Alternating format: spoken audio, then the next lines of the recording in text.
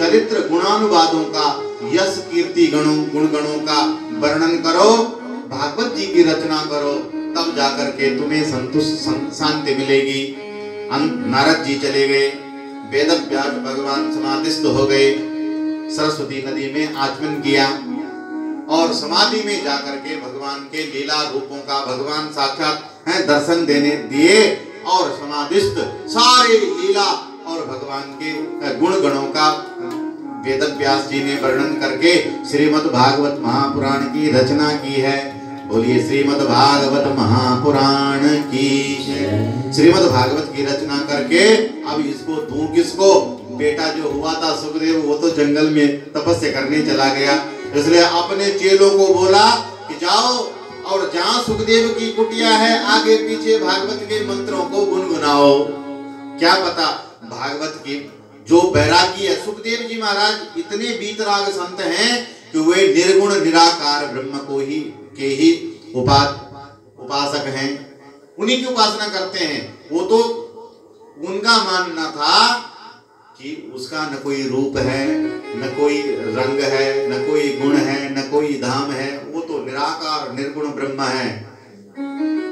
इसलिए अब वेदव्यास जी के शिष्य जाते हैं और गैया चराते हुए सुखदेव जी की कुटिया के पास में गुनगुनाते हैं। बरहा पीडम नटवर वपु कर्णयो कर्णिकारम बिभ्रदवासं कनक कपिसं वेजयन्तीं च मालां किरन्द्रान् वेणो रदर सुदया पूरयन् गोपवृन्धे वृन्दारण्यं स्वपदरमणं प्राविशद् गीतकीर्तिः।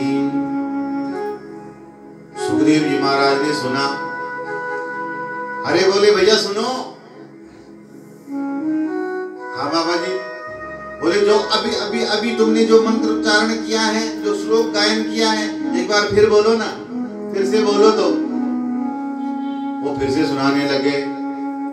बरहा पीडम नटवर वपु कर्णयो कर्णिकारम। अरे वो परमात्मा जिसने मोर का वृक्ष, मोर का पंख अपने मस्तिष्क पर, मुकुट पर धारण किया हुआ है। नटवर वपु कर्णयो कर्णिकारम।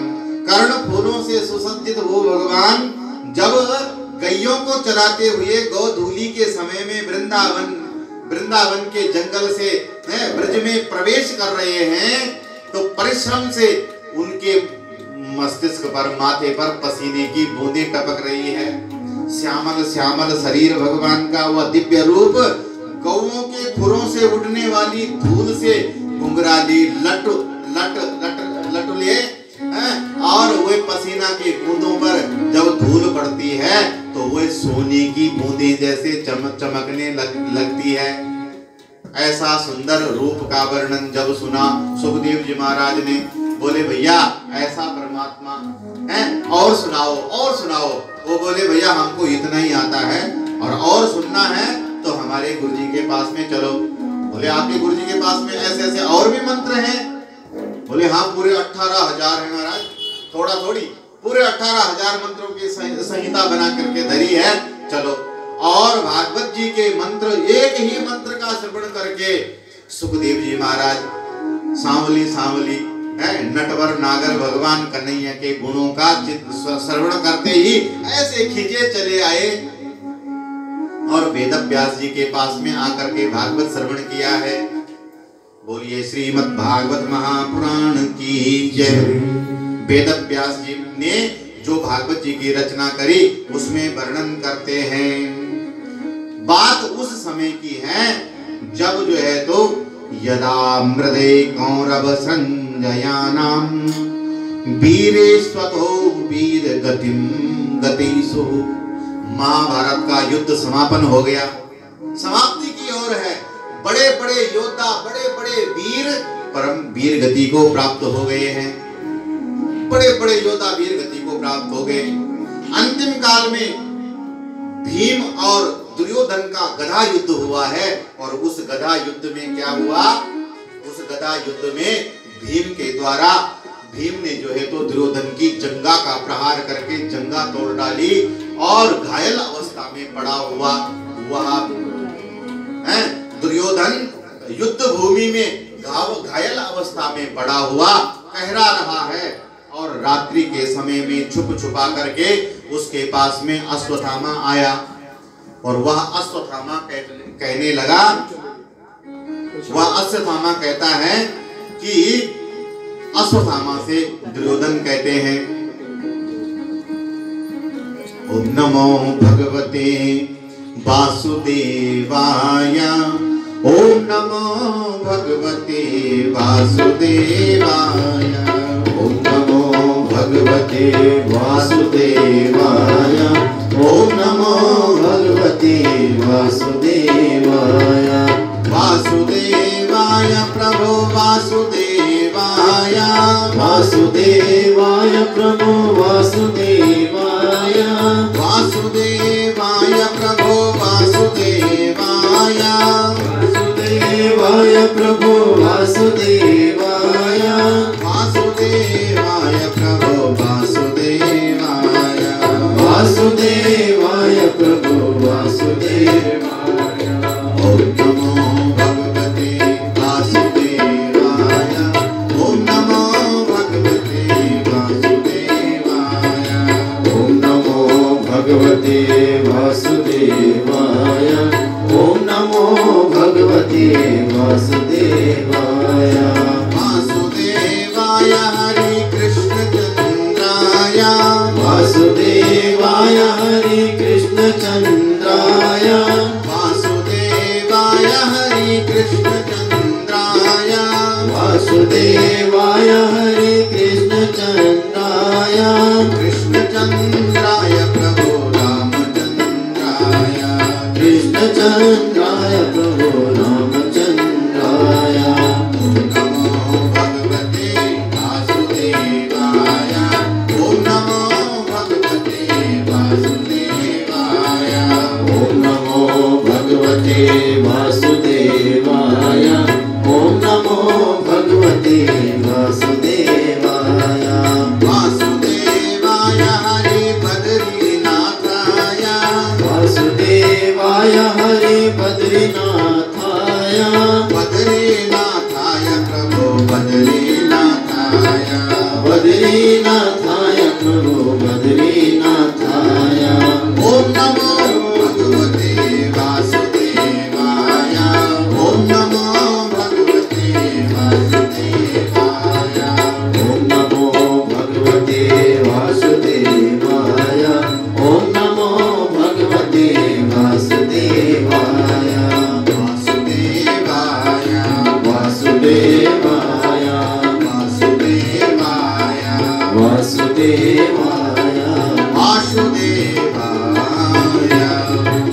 विशाल भगवान की जय। अब कुछ क्षण के लिए धैर्य धारण करें, अब बीच में वो न करें, एक प्रसंग और चलेगा और बस 10-15 मिनट के बाद में जो है तो कथा आरती होएगी।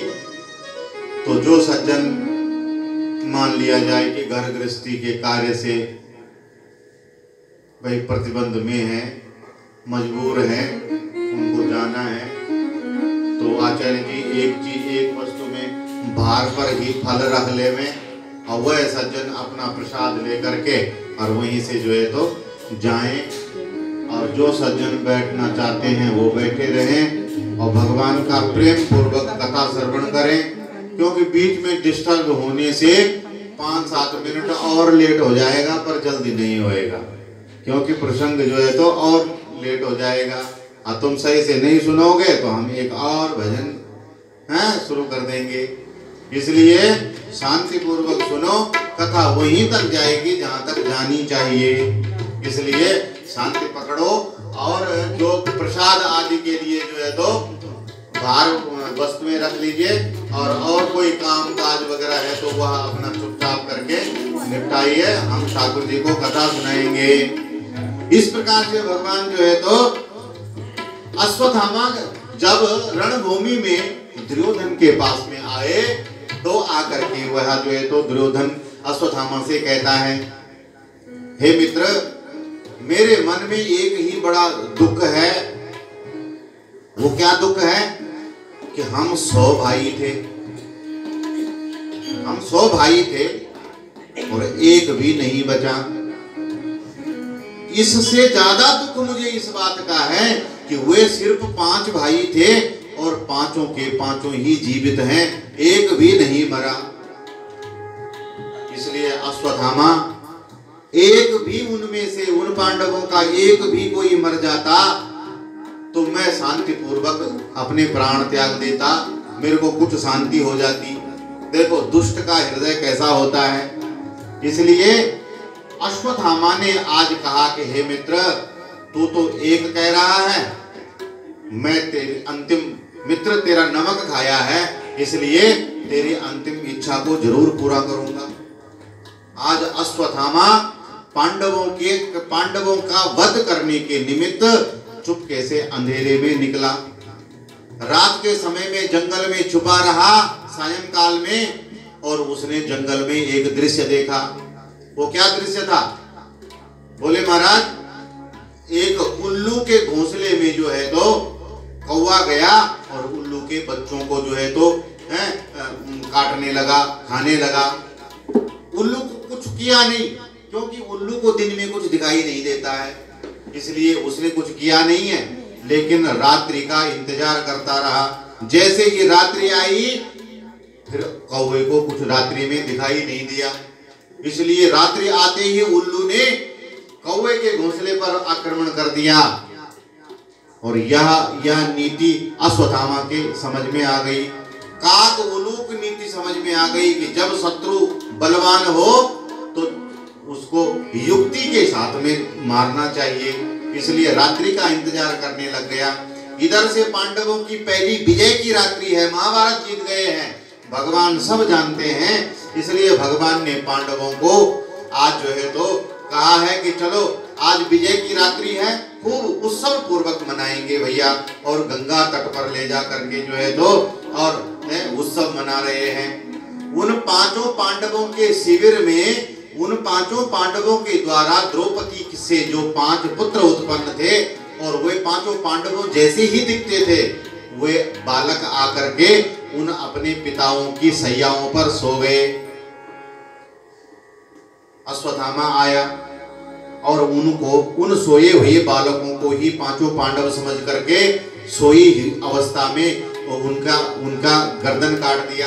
तलवार से, अस्त्र से उसने 5 बालकों की गर्दन काट दी और 5 का सिर लेकर के रणभूमि में भागता हुआ दुर्योधन के पास में आया और दुर्योधन को कहता है कि मित्र, तुम एक पांडव की बात करते थे, मैं 5 के 5 पांडवों के सिर तुमको काट करके लाया हूं।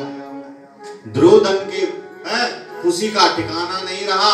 दुर्योधन कहता है कि मित्र, जीवन मेरा सुधरा नहीं, पर तुमने मेरी मृत्यु सुधार दी है। अब मैं सुख पूर्वक कम से कम मर तो सकूंगा, लेकिन मेरे को सबसे पहले मेरे हाथ में भीम का मस्तिष्क दो, भीम का सिर पकड़ाओ। मैं उस भीम के सिर को मसलना चाहता हूं, जिसने मेरे भाई दुशासन के बाजू उखाड़ दी थी और उसका छाती का लहूपान किया था। आज मैं उस भीम का मस्तिष्क मेरे हाथ में दे दो। जैसे ही भीम के पुत्र का मस्तिष्क दिया और दुर्योधन ने क्रोध अग्नि में जलता हुआ उस मस्तिष्क को अपने हाथों में ही कचुम्बर बना दिया। जैसे ही मस्तिष्क का छिन्न भिन्न खंड खंड टुकड़े टुकड़े हो गए, दुर्योधन बोला, हे अश्वत्थामा, ये भीम नहीं हो सकता है, ये तो इन्हें भीम नहीं, तो इन्हें भीम के पुत्रों का, पांडवों के पुत्रों का, सोए हुए बालकों का वध कर लाया है। अरे अश्वत्थामा, तूने तो अब हमारे वंश में कोई पानी देने वाला भी नहीं छोड़ा। अरे कम से कम हम इसके चाचा ताये ये हमें पितरों को पानी तो देते, अर्पण तर्पण तो देते, लेकिन तूने तो निर्वंश करके पानी देने वाला भी नहीं छोड़ा। भगवान पांडव आदि आए प्रातःकालीन, जब ऐसा दृश्य माता द्रौपदी ने देखा, माता शिशूनाम निधनम सुतानां निशम्य घोरम परितप्यमाना। घनघोर दारुण दुख में माता द्रौपदी रोदन करने लग गई जब पांचों पुत्रों के धड़ अपने सामने देखे। सिर कहीं गायब है, सिर देखे ही नहीं है। भगवान सांत्वना देते हैं। पांचों पांडव आकर के रोदन करते हैं। तभी जाकर के अर्जुन ने द्रौपदी के सामने प्रण लिया है कि अगर द्रौपदी जिस आतताई ने ये किया है, ये कुकृत्य किया है, मैं उसका मस्तिष्क काट करके तेरे चरणों में नहीं डाल दूंगा तो मैं गांडीवधारी अर्जुन कहलाने लायक नहीं हूं। ऐसी प्रतिज्ञा धारण कर दी। इधर से भीम भैया ने भी प्रतिज्ञा कर ली कि अर्जुन छोड़ूंगा तो उसे मैं भी नहीं। तुरंत भगवान सारथी बने, रथ पर अर्जुन सवार होते हैं और अश्वत्थामा का पीछा करने लगे। इधर से अश्वत्थामा भागा और अश्वत्थामा जानता है कि भैया पांडवों को पता, अगर पांडव जीवित हैं तो वे मुझे छोड़ने वाले नहीं हैं। करहाता हुआ, चील कौवों के द्वारा परेशान होता हुआ दुर्योधन ने रणभूमि में, कुरुक्षेत्र की भूमि में प्राण त्यागे। दुर्योधन का प्राणांत हुआ और अश्वत्थामा भागा। अर्जुन पीछे से रथ लेकर के भगवान के साथ में गए हैं। अश्वत्थामा ने अपने ओर आते देख करके ब्रह्मास्त्र का संधान किया। अर्जुन ने भगवान की शरण ली, इसलिए भगवान ने अर्जुन को भी ब्रह्मास्त्र से फेंकने को कहा और अर्जुन के पास में एक की जगह दो ब्रह्मास्त्र लेकर के अश्वत्थामा को पकड़ करके रस्सियों से बांध करके जो है तो द्रौपदी के पास में ला करके पटक दिया। बलि का बकरा जैसा बंधा हुआ अश्वत्थामा को जब द्रौपदी ने देखा तो देखो ये आर्यवर्त भारत की छत्राणी का धर्म देखो। वह कहने लगी मुच्यताम ऐसा ब्राह्मणो नितराम गुरु। अरे महाराज इसको छोड़ दो इसको, इसके बंधन खोल दो, मुंचंत इसको मुक्त कर दो। ऐशाम ब्राह्मणो नितराम गुरु, ये ब्राह्मण है। अरे ये ब्राह्मण है, इसको क्यों तुमने बांध रखा है? ये ब्राह्मण है और ब्राह्मण ही नहीं तुम्हारे गुरु का पुत्र भी है। देखो गुरुदेव ने अपनी कृपा तुम्हें दी, अर्जुन तुम्हें धनुर्विद्या में निपुण बनाया। आज वही गुरु पुत्र के रूप में आपके सामने खड़ा है। ये बांधने योग्य नहीं है, ये ब्राह्मण है, ये वध करने योग्य नहीं है। सयेसा भगवान द्रोणा प्रजा रूपेण वर्तते। अरे ये साक्षात तुम्हारे गुरु द्रोणाचार्य ही पुत्र के रूप में यहाँ पर उपस्थित हैं, विराजमान हैं, इसलिए इनको महाराज छोड़ दीजिए। मारोदी तस्य जननी गौतमी पति देवता। अरे आज अपने पुत्रों के विराह में जैसे मैं तड़प तड़प करके रो रही हूँ, इसका वध कर दोगे तो इसकी माँ भी जो है तो इसकी माँ भी इसी प्रकार से गौतमी देवी रोएगी अपने पुत्र के वियोग में। अरे मेरे सिर पर कुछ नहीं तो 5-5 पतियों का साया है, लेकिन इसकी माँ के सिर पर से तो पति का साया तो युद्ध भूमि में पहले ही उठ चुका है। अब तुम पुत्र का भी वध कर दोगे तो वह बेसहारा स्त्री कहाँ क्या करेगी?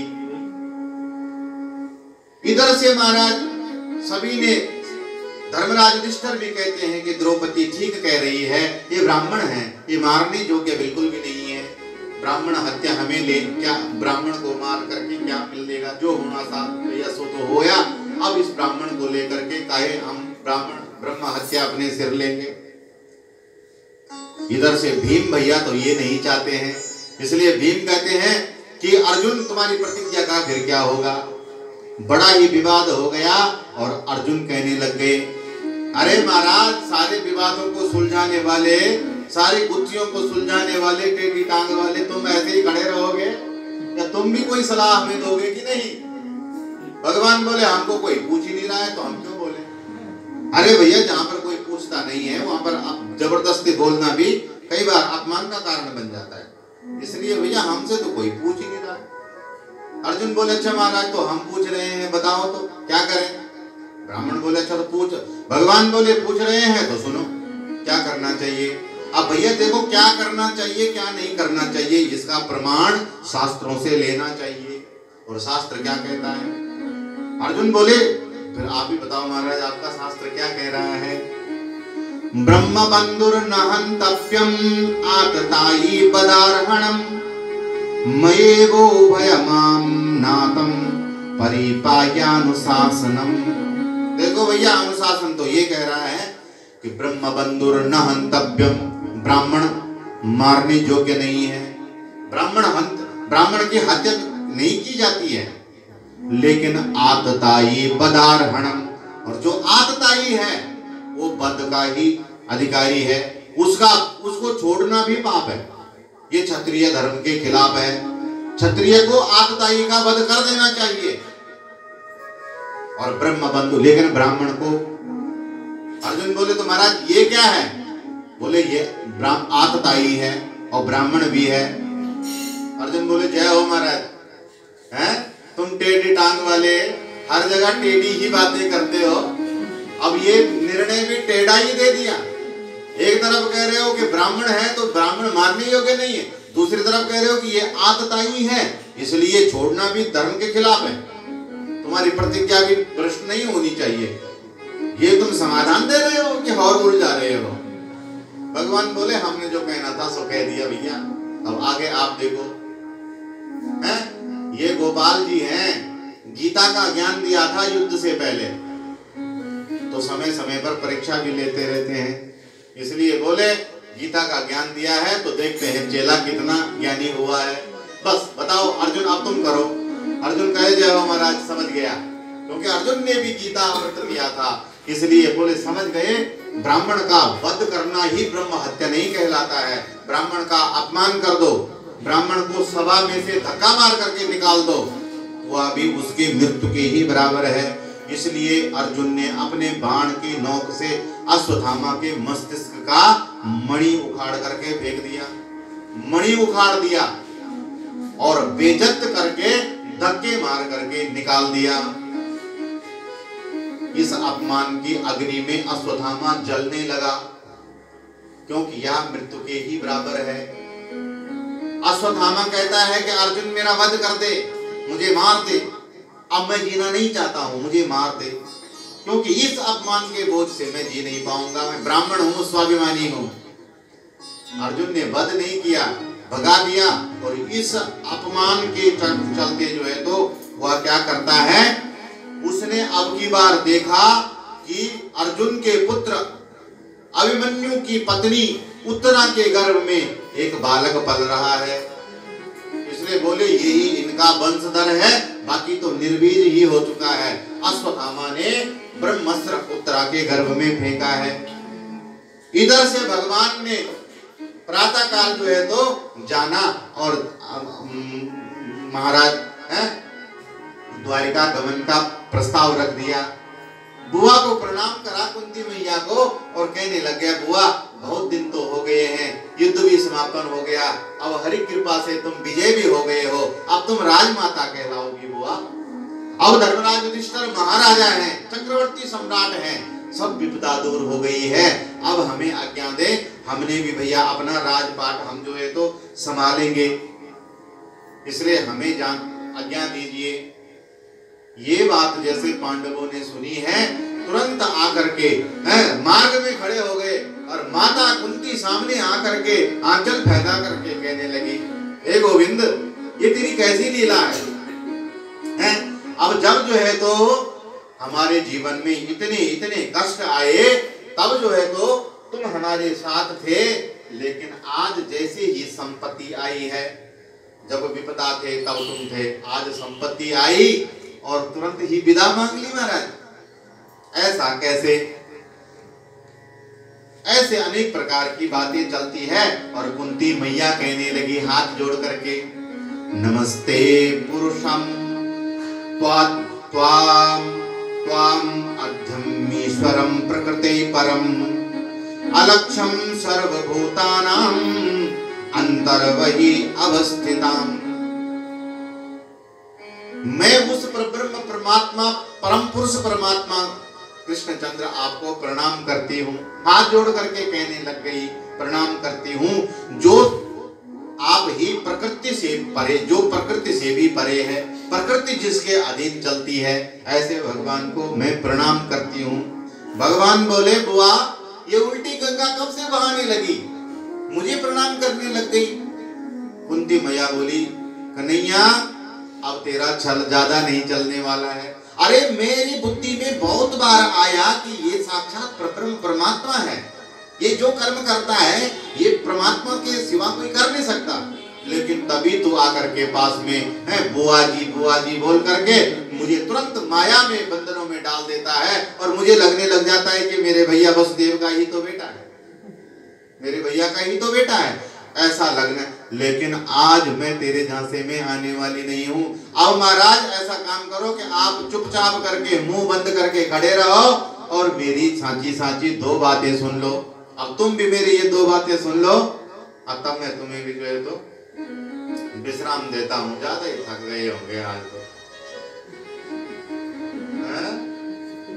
कैसे कच्चे श्रोता हो, थक जाते हो।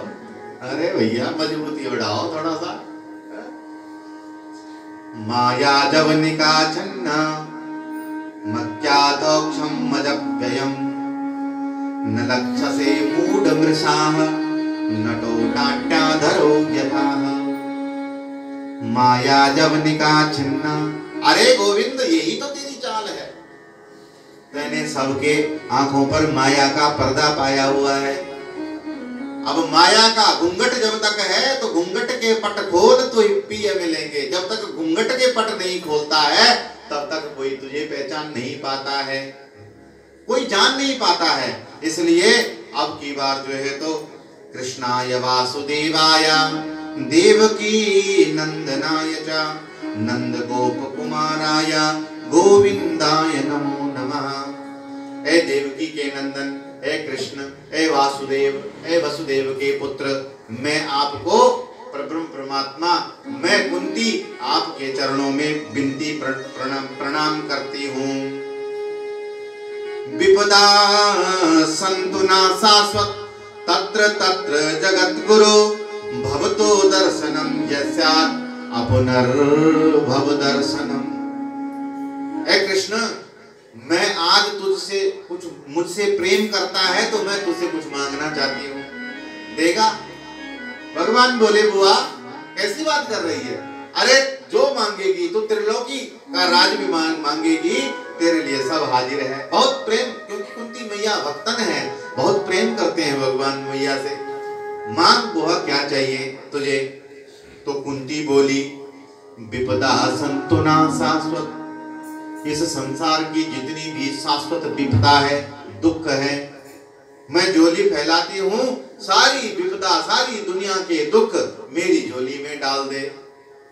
बुआ, अरे कोई धन मांगता, वैभव मांगता, तू ये क्या मांग बैठी, क्या मांग रही है?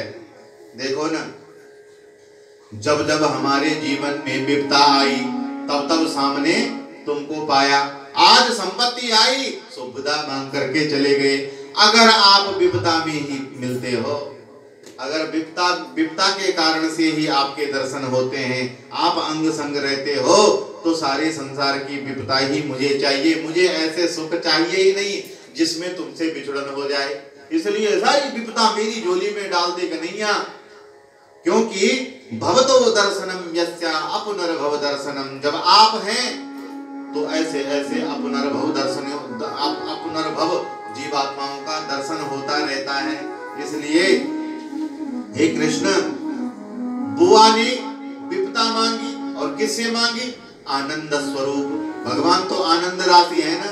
अब जिसके पास में जो है ही नहीं वो क्या देगा, कहां से देगा? विपदा भगवान के पास में तो है ही नहीं। इसलिए जिसके लिए देने के लिए कुछ नहीं, उसको खुद को ही दे देते हैं। इसलिए बुआ जाने का ही प्रस्ताव कैंसल। अब हम जाते ही नहीं है, हम यही ठीक है। और वहीं जाकर के बैठ गए। क्यों?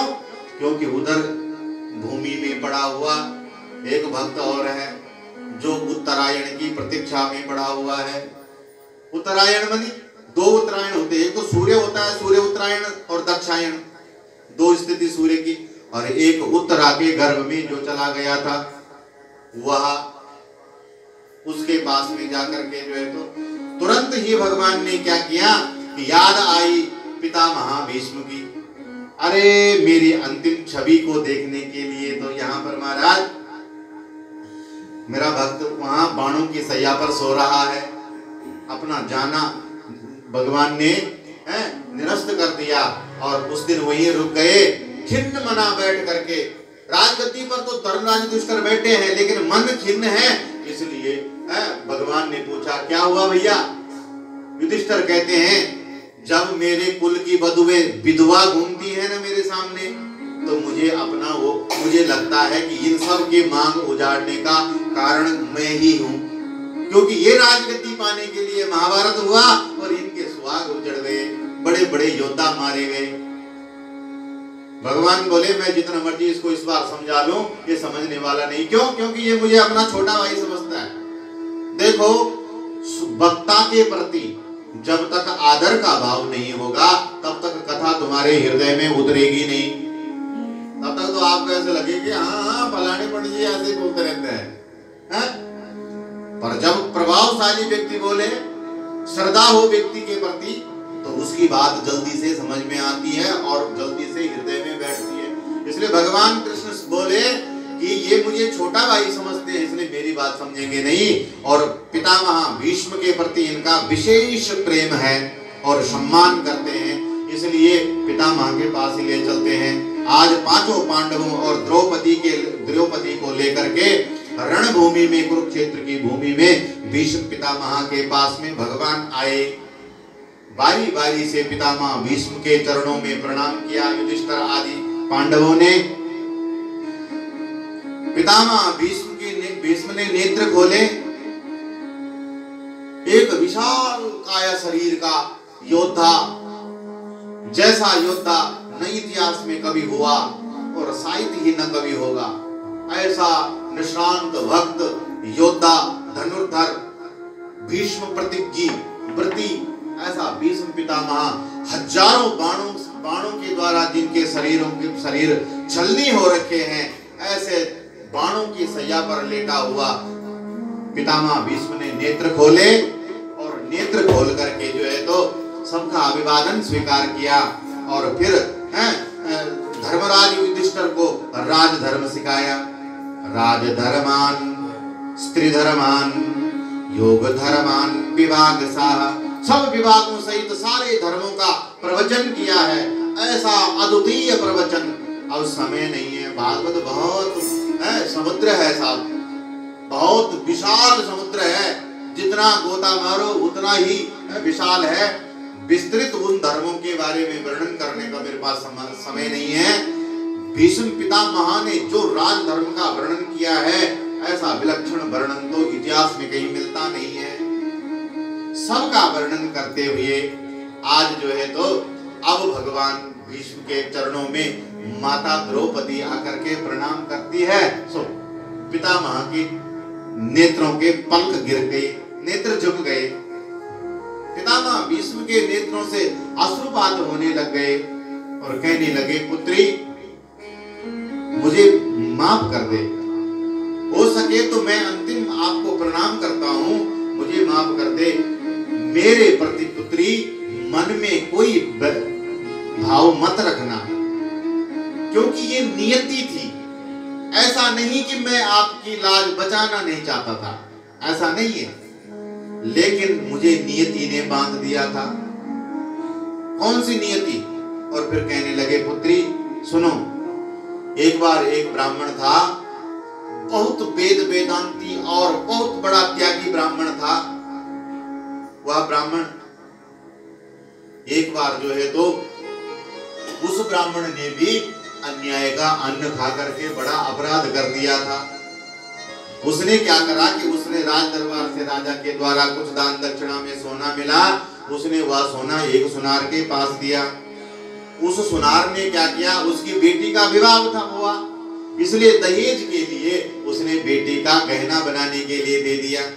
उस सुनार ने क्या किया कि उस ब्राह्मण को सीधा साधा समझा और उस ब्राह्मण का सोना तो रख लिया और नकली उसका गहना बना करके और उसको दे दिया। वो ब्राह्मण बहुत सरल था, उसको कुछ पता नहीं, पुत्री को पहना करके विदा किया। जमाई को पता लगा, दामाद को पता लगा कि नकली सोना, बड़ा क्रोधित हुआ और उसकी पुत्री का परित्याग कर दिया, उसको मायका भेज दिया, पिता के घर पर छोड़ करके चला गया।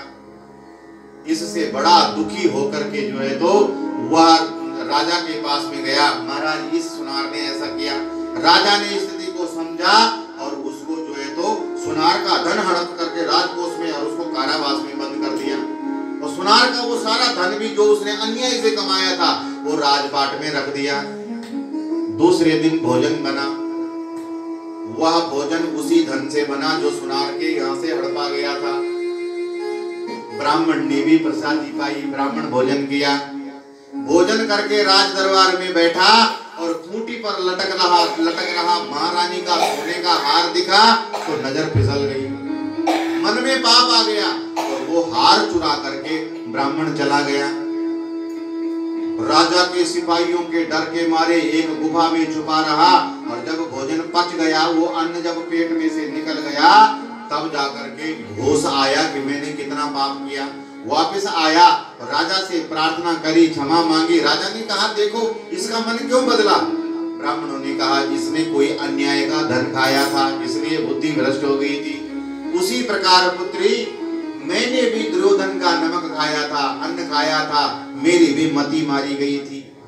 ऐसा नहीं कि मैं समर्थ नहीं था रोकने में, मुझे माफ करना। ऐसा कहता हुआ पितामह भीष्म द्रौपदी से विदा ली और अब जो है तो अर्जुन से कहते हैं, अर्जुन इन्हें जानते हो, ये कौन है जो ये हैं टेढ़े खड़े हैं और टेढ़ी ही मुस्कान और टेढ़े बंसुरी बजाते हुए, जानते हो ये कौन है?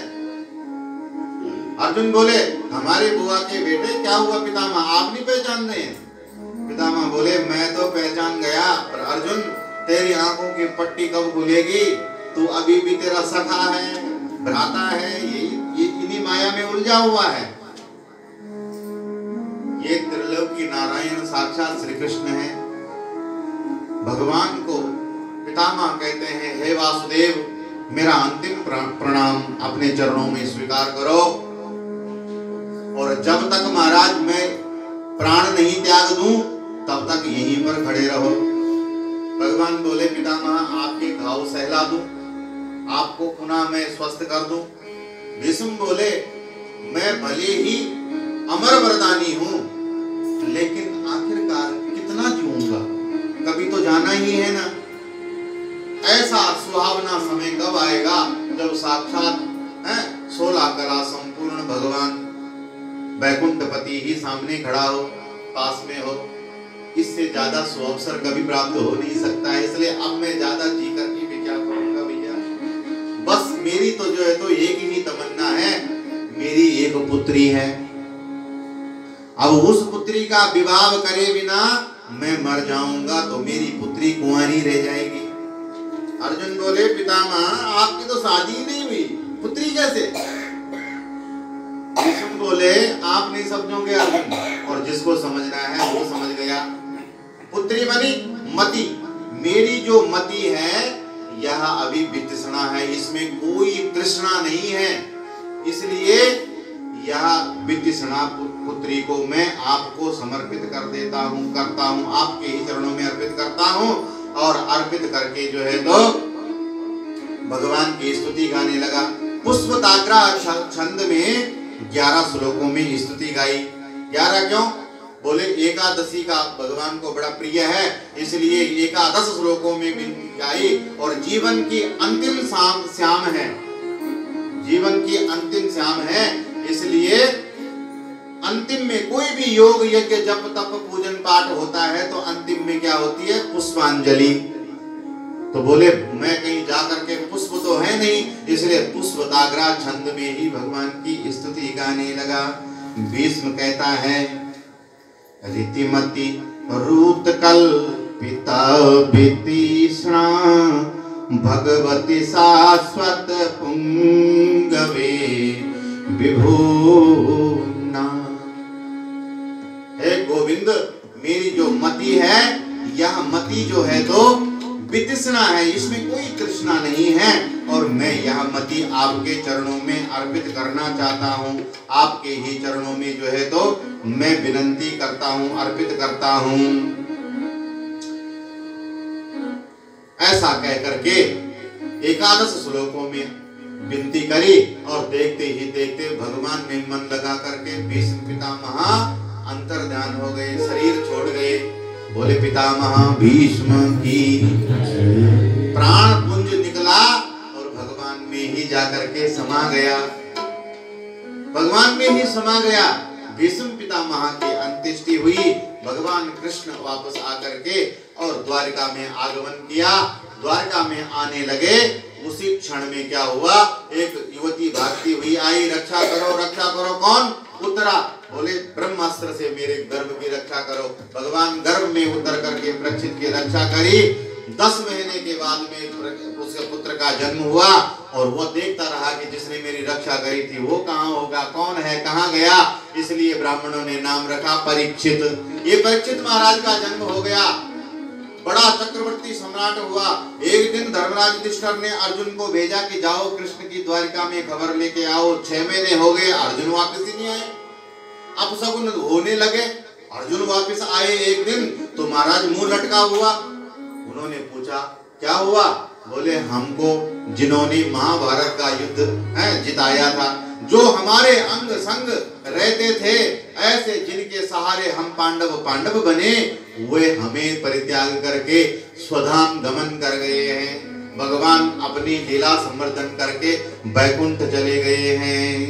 इसलिए अब मेरा तेज, मैं कुछ स्त्रियों को लेकर के और धन लेकर के आ रहा था, रास्ते में कुछ भिल्लों ने मुझे लूट लिया। अरे मैं वही अर्जुन जिसकी बाजुओं के बल पर महाभारत जीता गया, वही ये गांडीव, लेकिन गोविंद नहीं तो सारा बल धरा रह गया। ऐसा सोच करके तुरंत ही पांडवों ने भी अपना राजपाट परीक्षित को दिया, और स्वर्ग आरोहणी से बद्रीनाथ जाकर के स्वर्ग चले गए। बोलिए पांचों पांडवों की जय। स्वर्ग चले गए, और अब परीक्षित का राज्य चला है, और परीक्षित ने कैसे अपना राज्य किया, कैसे श्राप लगा, आगे का वर्णन जो है तो कल आपको श्रवण कराऊंगा। बोलिए वृंदावन बिहारी लाल की जय। श्रीमन नारायण नारायण नारायण, श्रीमन नारायण नारायण नारायण, भजमन नारायण नारायण नारायण, भजमन नारायण नारायण नारायण, सत्यानारायण नारायण नारायण, सत्यानारायण नारायण नारायण, सत्यानारायण नारायण नारायण,